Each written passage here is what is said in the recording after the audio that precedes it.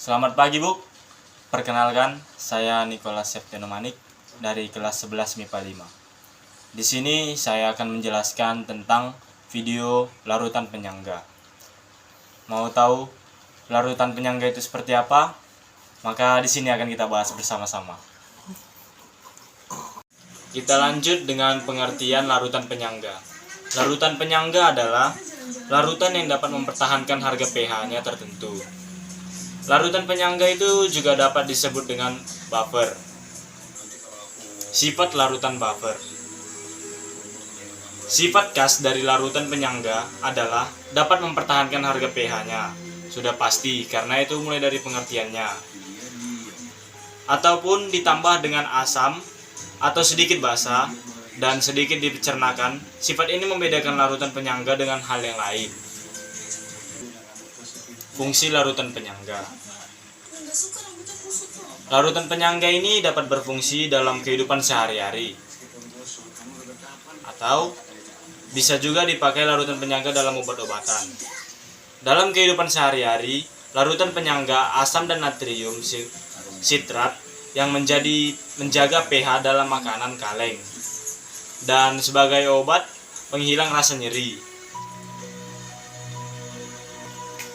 Jenis-jenis larutan penyangga. Larutan penyangga asam. Jenis-jenis larutan penyangga. Yang pertama itu adalah larutan penyangga asam. Larutan penyangga asam ini tersusun atas asam lemah dan basa konjugasinya. Contoh, campuran ion bikarbonat HCO2 yang berperan sebagai asam lemah dan ion karbonat atau CO2 negatif yang berperan sebagai basa konjugasinya. Dan yang kedua itu adalah larutan penyangga basa. Larutan penyangga basa ini tersusun atas basa lemah dan asam konjugasinya.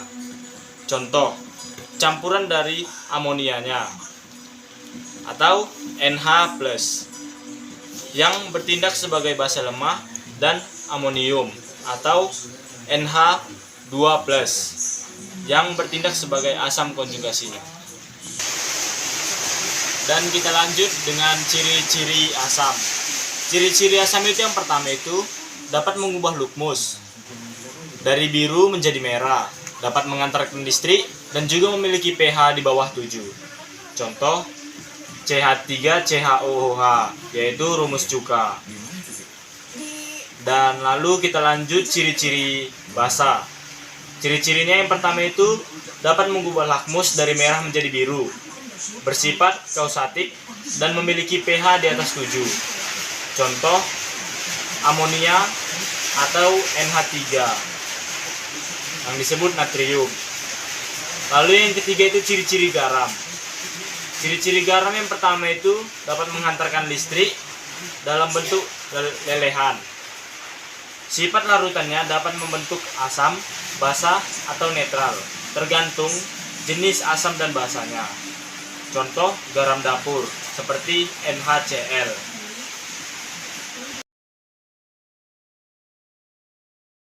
Dari soal ini kita mau cari mol masing-masing, lalu nanti kita reaksikan.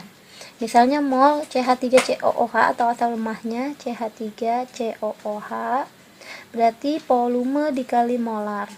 Nah, di sini volumenya adalah ini 0,1 molar sebanyak 50 mili. Berarti 50 dikali 0,1. Jadi dapatnya ini dapatnya 5 milimol ya.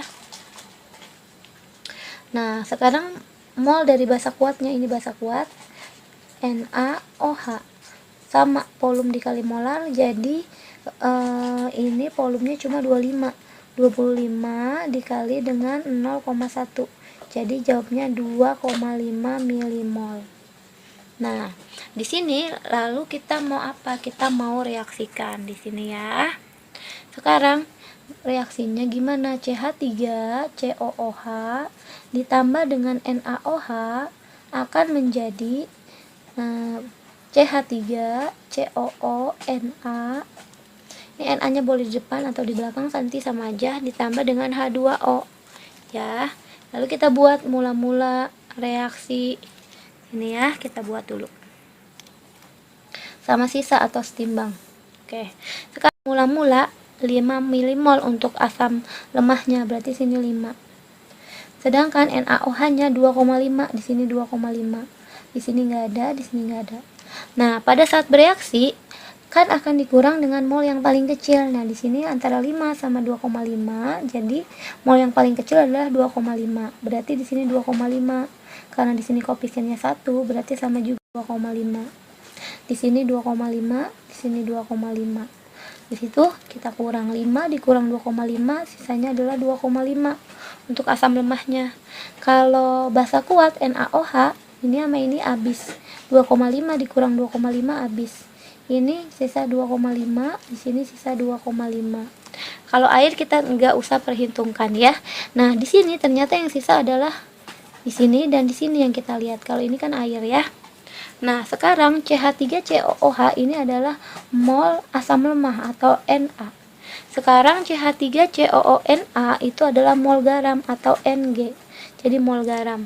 Nah, karena ada mol asam lemah sama mol garam, nah berarti di sini larutannya masuk apa? Masuk ke penyangga.